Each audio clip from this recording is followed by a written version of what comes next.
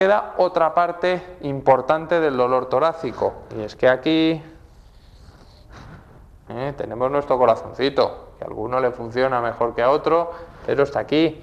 Y este señor también da dolor torácico importante que hay que tener muy en cuenta, ¿de acuerdo? Eso, bueno, cuando veamos la cardiología entraremos un poquito más en ese dolor, que puede ser una cardiopatía isquémica, por un infarto, una angina de pecho, en fin, un montón de cosas que ya veremos.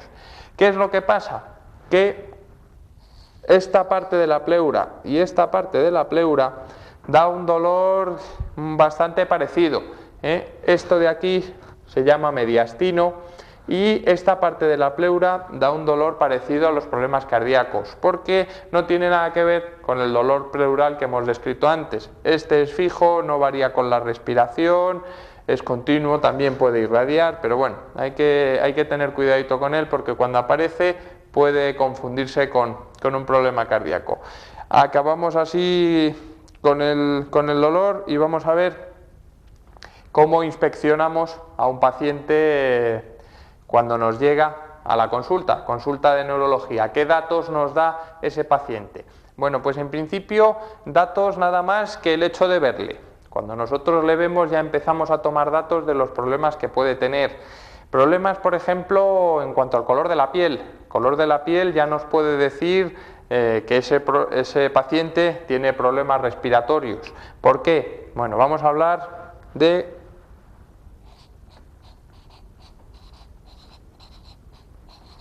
cianosis. Ciano viene a ser más o menos coloración azul, el cian es un color azul. La cianosis es una coloración azulada, morada, de la piel y de las mucosas, que aparece por esa falta de oxígeno. Pero bueno, no es tan matemático clínicamente. La cianosis aparece cuando la hemoglobina de la sangre, que es la que transporta el oxígeno, cuando existen más de 5 miligramos de hemoglobina que no tiene oxígeno.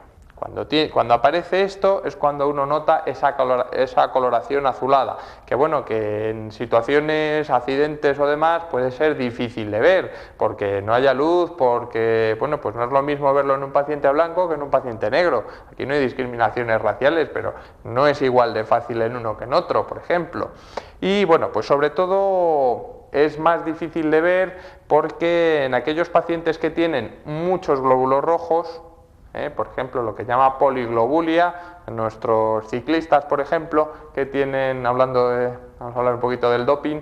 El doping de los ciclistas consiste en darle muchos glóbulos rojos. ¿Para qué? Porque cuantos más glóbulos rojos tengan, más oxígeno llega a los tejidos y más pueden correr. Eso es la EPO famosa. Lo que hace es aumentar esos glóbulos rojos, con lo cual, si nosotros, por ejemplo, tenemos, digamos, 5,5 millones de glóbulos rojos, de esos 5,5 millones, a lo mejor hay más de 5 en sangre sin oxígeno y nosotros veríamos a ese señor cianótico, es decir, con partes de color azul, más azulada, ¿de acuerdo? Pero ese paciente puede estar asintomático porque, como tiene muchos glóbulos rojos, pues los que quedan libres son más que suficientes para aportar oxígeno. Y eso tiene la contrapartida, que es lo más peligroso, que en algunos pacientes anémicos que tienen pocos glóbulos rojos, tenemos la contrapartida porque podemos tener un paciente sin cianosis, porque como tiene muy poquitos glóbulos rojos, los que hay no son suficientes para dar esa coloración, con lo cual, bueno, pues tenemos ahí ese problema y no da la cara. Y cianosis, ya que hablamos de ella, vamos a distinguir dos. Vamos a distinguir una cianosis central y una cianosis periférica. Cianosis porque no llega oxígeno, pero si nosotros tenemos, por ejemplo, la punta de los dedos, que es muy característica, tenemos en la punta de los dedos esa coloración azulada, el problema puede ser central o periférico. Central cuando ese problema está en los pulmones o en vía respiratoria a estos niveles, ¿de acuerdo? Cuando el problema está en los pulmones, que no hay intercambio, por ejemplo, por lo que hablamos, ventilación, difusión, cuando falla aquí, Entonces hablamos de cianosis central. Aparece, además de la punta de los dedos, pues aparecería típicamente en los labios, en la lengua, ¿de acuerdo? Eso por un lado. Pero la cianosis puede ser periférica también. ¿Por qué? Porque no llega sangre suficiente, por ejemplo, a la punta de los dedos, pero porque no llega sangre suficiente. No es que no haya oxígeno en la sangre, sino que no llega la sangre, ¿de acuerdo? Por ejemplo, pues puede ocurrir en una situación de shock, cuando el corazón no bombea sangre suficiente, pues si bombea poco, lo primero se va al cerebro, para intentar mantener, a alguno hay que le funciona, entonces lo primero que se conserva es el cerebro, a lo mejor no llega a la parte distal, entonces tendríamos una cianosis periférica, por eso, porque no llega sangre suficiente, o a lo mejor más fácil todavía, imaginen que nosotros ponemos una compresión aquí, o porque se ha roto una arteria en un accidente, entonces si no llega la sangre aquí porque esto está taponado, en una embolia, por ejemplo, está taponado, ¿qué ocurre? Pues no llega sangre suficiente, ¿de acuerdo? Eso es lo que se llama hipoxia. Hipoxia quiere decir que no hay suficiente oxígeno en los tejidos. Vamos a diferenciarlo, y lo vamos a poner, porque hay un juego de palabras con esto. Vamos a diferenciar hipoxia, que es en los tejidos, lo vamos a diferenciar de hipoxemia. Esto también es un sufijo curioso porque lo verán muy a menudo. Todo lo que acabe en emia significa valores en sangre, ¿de acuerdo? La glucemia, por ejemplo, que es un término bastante utilizado, es la cantidad de glucosa en sangre, los niveles en sangre, ¿de acuerdo? Pues la hipoxemia es una cosa y la hipoxia es otra cosa, ¿de acuerdo? Porque, bueno, pues la hipoxemia da hipoxia, que se denomina hipoxia hipoxémica, pero no todas las hipoxias son hipoxémicas. Es decir, vamos a repetirlo, pero vamos a repetirlo explicando lo que es. Quiere decir que si tenemos poco oxígeno en la sangre, vamos a pensar, por ejemplo, en un dedo, ¿de acuerdo? Si tenemos poco oxígeno en la sangre, provocará que haya poco oxígeno en el dedo porque en la sangre hay poco, ¿de acuerdo? Pero eso no quiere decir que si en el dedo hay poco, en la sangre también haya poco, porque se puede cortar por lo que hemos hablado antes de, por ejemplo, pues un taponamiento vascular. ¿De acuerdo? Vamos a dejar eso y vamos a pasar a otra cosa que nos queda todavía bastante. Por un lado hemos hablado de esa coloración. Nosotros también podemos ver si existe dificultad respiratoria. Vamos a ver la frecuencia respiratoria que se tiene. ¿De acuerdo? Podemos hablar también, bueno, pues fundamentalmente vamos a ver qué forma tiene ese tórax. ¿Por qué? Porque es muy importante, hay síndromes que son característicos que tienen una forma muy determinada. Ya veremos, por ejemplo, pues lo que se denomina tórax en campana, que es típico del enfisema, que ya veremos, tórax en tonel, tórax en quilla. El del tonel, bueno, pues no hay que explicarlo mucho, por la forma que tiene. El de quilla lo vamos a explicar un poquitín. ¿En qué consiste? Consiste en una formación hacia afuera, en pico, de lo que es la región esternal, de tal manera que el esternón queda hacia afuera, así en pico, ¿de acuerdo? Todo lo contrario al tórax en pico es en embudo, que sería hacia adentro, que puede llegar en algunas ocasiones a tocar prácticamente el esternón con la columna vertebral, o sea, que esto está echado para atrás hasta ese punto, hasta el punto de tocar las vértebras incluso, con lo cual, bueno, pues evidentemente en esos casos extremos aparecen problemas ventilatorios habitualmente serios. Y bueno, pues seguimos, aparte de la inspección, de que nosotros veamos la coloración que tiene, la forma que tiene ese tórax, si tiene trabajo respiratorio o no, pues también utilizamos la auscultación, como no, para saber qué tal están esos pulmones, pues nosotros auscultamos, escuchamos. ¿Qué se escucha? Cuando el médico nos escucha la espalda y nos pide Diga 33, ¿qué es lo que se escucha? Lo de Diga 33, pues hace poco me comentaba un paciente que, bueno, pues que eso era muy anticuado, y no es que sea anticuado, es que se utiliza para determinadas cosas, no siempre, pero desde luego sí es útil. El Diga 33, ¿para qué sirve? Lo vamos a explicar ya que estamos aquí. Diga 33 sirve para ver cómo se propagan por el pulmón las vibraciones, esas R's del 33 dan un sonido característico en determinadas patologías. Entonces, cuando nosotros ponemos el fonendo y el paciente dice 33 o cualquier cosa que tenga Rs, que no tiene por qué ser el número, se escucha de una determinada manera según haya o no haya patología y según lo que haya. ¿De acuerdo? Entonces, ¿nosotros qué escuchamos? Pues escuchamos, de momento, lo que se llama murmullo vesicular. Murmullo vesicular. Verán en muchos informes, el que tenga costumbre de cotillearlos, que aparecen estas siglas cuando se habla del sistema respiratorio. Esto quiere decir murmullo vesicular conservado. ¿Qué significa? Murmullo no hay que explicarlo, se refiere exactamente a eso. Vesicular habla de esto, de los alveolos, y conservado también, tampoco necesita explicación. ¿Qué quiere decir en general? Pues que nosotros estamos escuchando ese murmullo que es el murmullo normal. Murmullo vesicular conservado es lo normal, lo que se debe escuchar. El murmullo está disminuido o incluso abolido en determinadas circunstancias patológicas. Cuando aparece esto es que estamos bien, ¿de acuerdo? Y además de esto, bueno, pues nosotros podemos escuchar ciertos ruidos, ruidos que en algunas ocasiones llegan incluso a escucharse sin necesidad de fonendo. A veces con acercarse un poquito y poner la oreja ya se llegan a escuchar esos ruidos. Volvemos a remitirnos al ataque de asma agudo, que muchas veces se escuchan los pitos, que se llaman, que técnicamente se denominan sibilancias. ¿De acuerdo? ¿Qué más? ¿Qué más vamos a ver? Pues vamos a ver qué pruebas generalmente hacemos a estos pacientes, a los pacientes con problemas respiratorios. Primera fundamental, radiografías.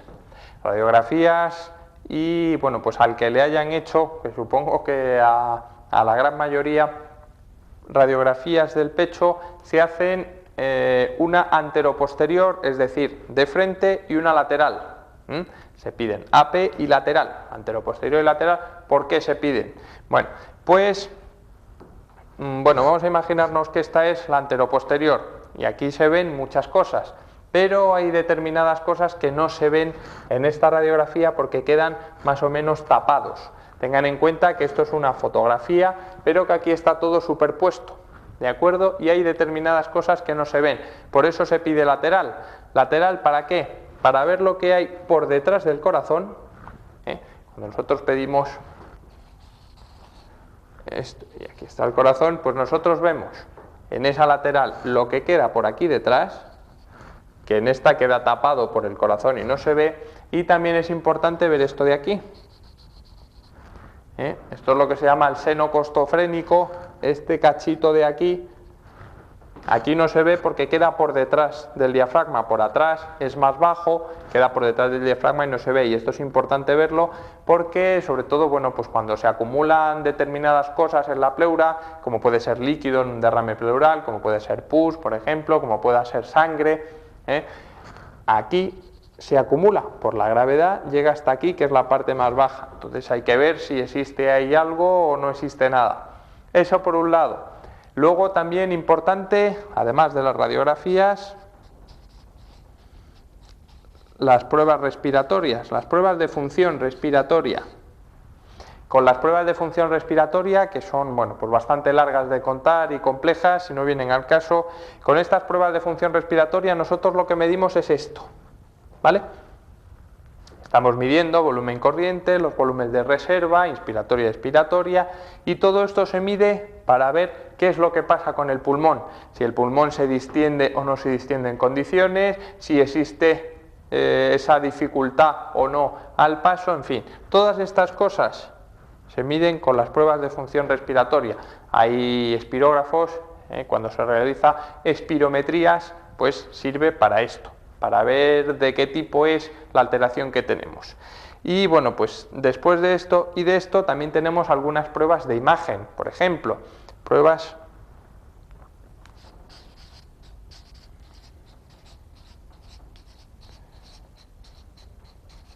endoscópicas, que aquí se llaman broncoscopias. Lo que se hace ahora, más que broncoscopia, que se refiere a, bueno, pues a lo que había hace ya unos cuantos años, que era el broncoscopio rígido, que es más gordo, pues ahora se hacen fibrobroncoscopias, que hace referencia a un aparato mucho más delgadito, que no es rígido, que se puede manipular mucho más fácilmente, que tiene, bueno, pues un diámetro más o menos de unos 5 milímetros, eso ya depende de lo bueno que sea el aparato, y que, bueno, pues 5 milímetros es esto, menos que eso, que desde allí no se ve, supongo que no se verá, pero bueno.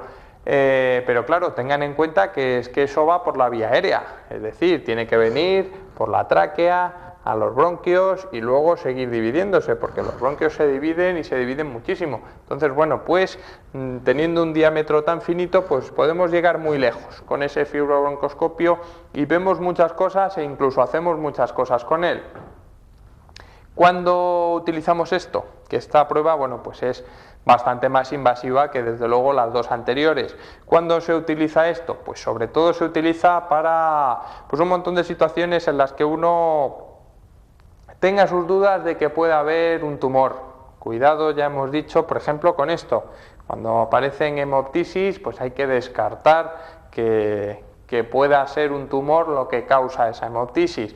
Y luego pues hay muchas situaciones que también nos pueden hacer sospechar que puede haber problemas, como por ejemplo, bueno, pues una neumonía que tarde mucho tiempo en resolverse, es decir, que varios meses después, bueno, varios, no vamos a ir tan lejos, unas 5 o 6 semanas después de resolverse, pues sigan quedando restos, puede ser que la culpa la tenga un tumor que esté dificultando esa reabsorción.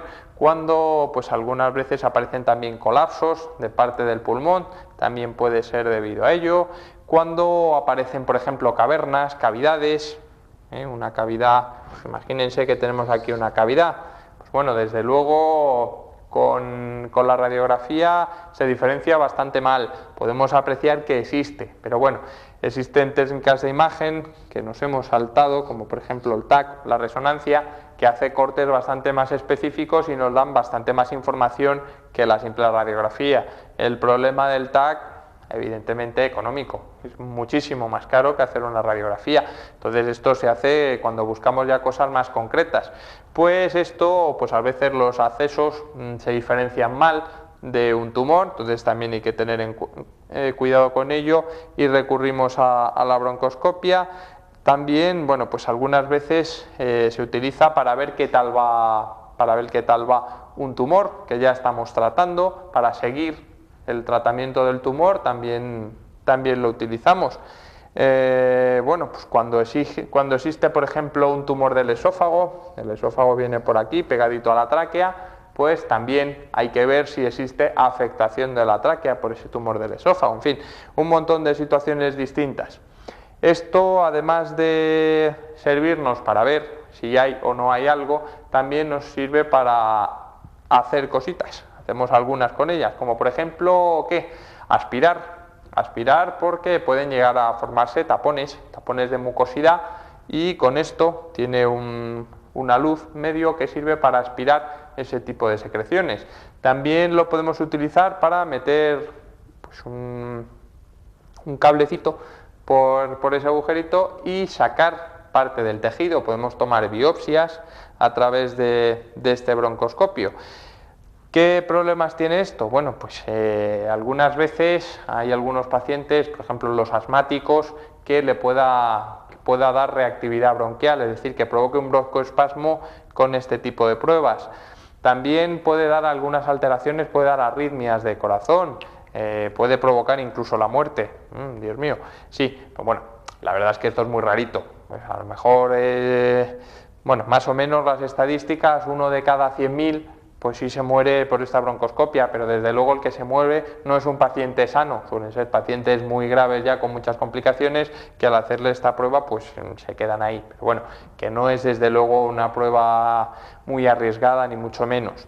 No se debe hacer en determinados pacientes, como por ejemplo, ¿cuáles? Pues los que hayan tenido problemas cardíacos, arritmias, o que hayan tenido un infarto hace poco. Por ese riesgo de arritmias no se debe utilizar, pero bueno, no son muchas las contraindicaciones que hay. Que tenga una falta de oxígeno muy severa también, pero bueno. Nada más por ahí. Después de esta más o menos introducción, seguiremos el próximo día empezando ya a concretar un poquito más esos problemas pulmonares que pueden aparecer. Hablaremos de la insuficiencia respiratoria en general, hablaremos del EPOC, de los bronquíticos, hablaremos un poquito del tabaco, nos meteremos con él y esas cosas. De momento nada más. Les veré el próximo día. Adiós, buenas tardes.